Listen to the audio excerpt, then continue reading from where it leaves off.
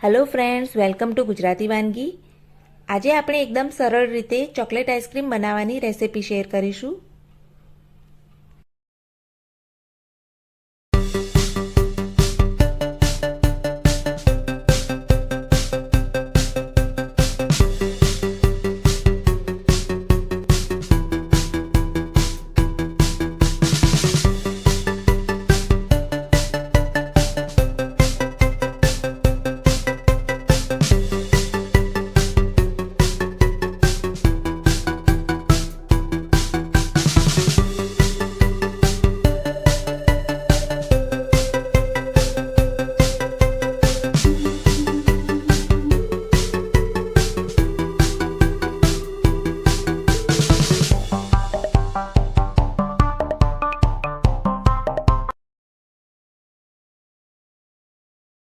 Chocolate ice cream બનાવવા માટે સૌપ્રથમ આપણે 500 ગ્રામ ફૂલ ફેટ ક્રીમ મિલ્ક લઈ લઈશું।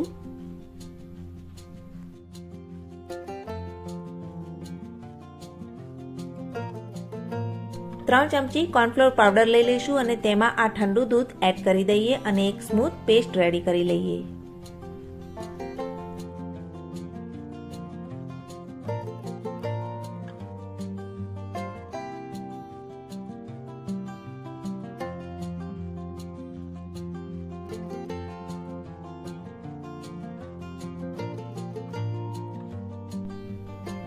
અડધો કપ જેટલી શુગર એડ કરીશું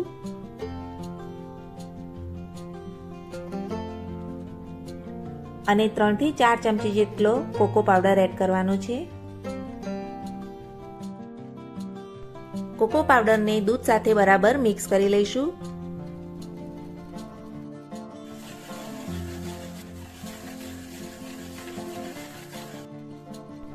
હવે આ કોકો મિલ્ક મિક્સચરને આપણે 4 થી 5 મિનિટ માટે એકદમ લો ફ્લેમમાં કૂક કરીશું।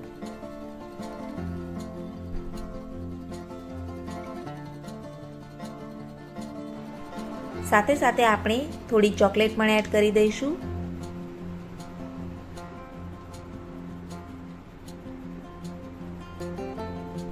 કોકો મિલ્ક ઉકળી ગયા બાદ તેમાં કોર્નફ્લોરની જે પેસ્ટ રેડી કરી હતી તે એડ કરીશું।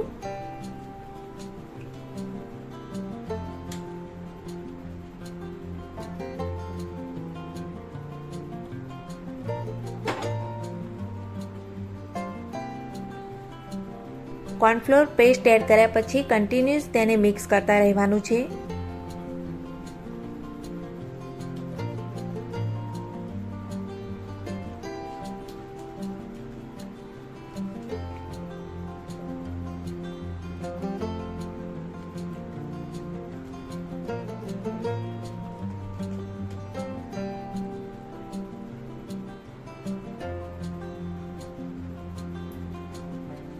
કોર્નફ્લોર એડ કર્યા પછી 2 જ મિનિટમાં એકદમ ઘટ ગ્રેવી રેડી થઈ જશે અને હવે તેને ઠંડી થવા દેવાની છે।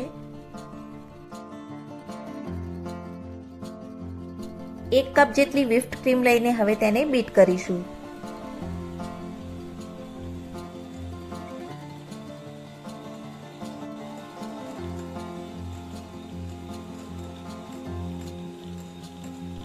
આ ક્રીમને 4 થી 5 મિનિટ માટે બીટ કરવાની છે।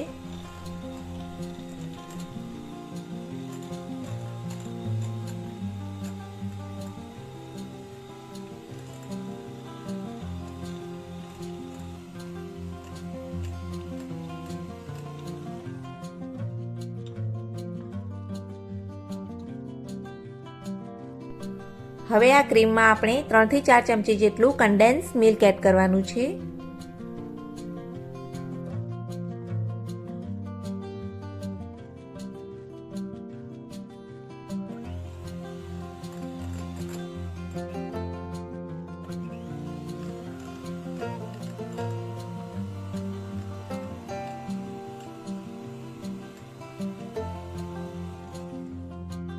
એકદમ ઠંડુ થઈ ગયા પછી કોકો મિલ્ક મિક્સચરને આ ક્રીમમાં એડ કરી લઈશું।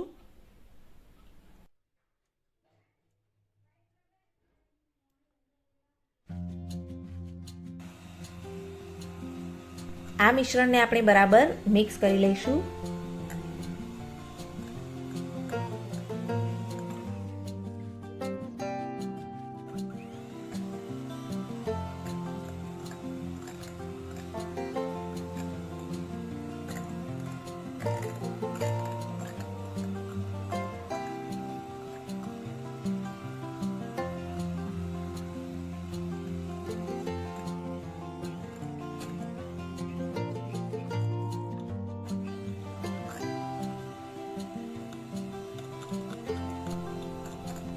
તેને 1 કલાક માટે ફ્રીઝરમાં મૂકી દઈશું અને ફ્રીઝરમાં મૂક્યા પછી ફરીથી બીટ કરવાનું છે.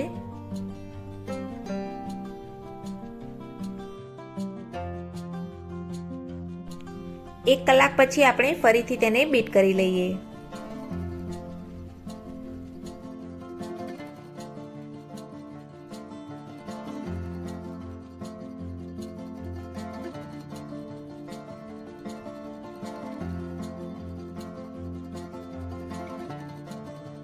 આઈસ્ક્રીમનું પરફેક્ટ બેટર રેડી થઈ ગયું છે.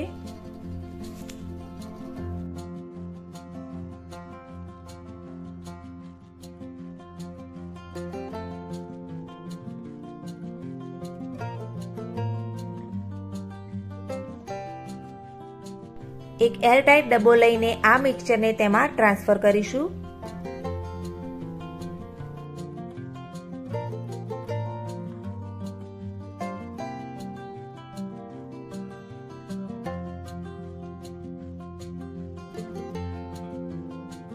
અહીં આઈસ્ક્રીમને મેં બદામની કતરણથી ગાર્નિશ કર્યો છે. તમે ચોકો ચિપ્સ પણ એડ કરી શકો છો.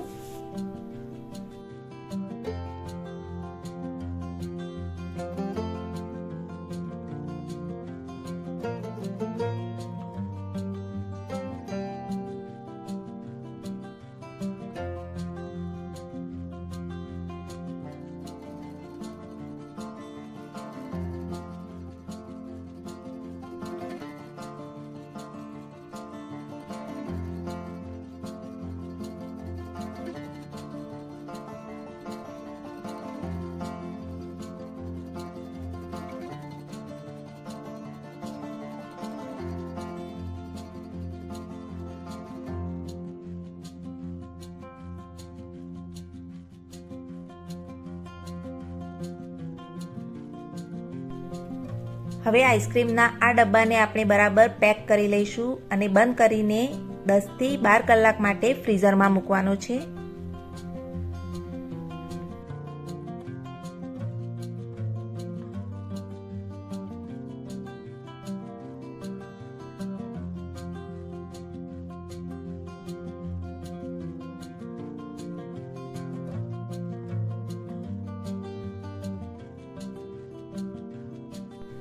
બાર કલાક ફ્રીઝરમાં મૂક્યા પછી આપણો આઈસ્ક્રીમ રેડી થઈ ગયો છે અને હવે આપણે તેને સર્વ કરીશું.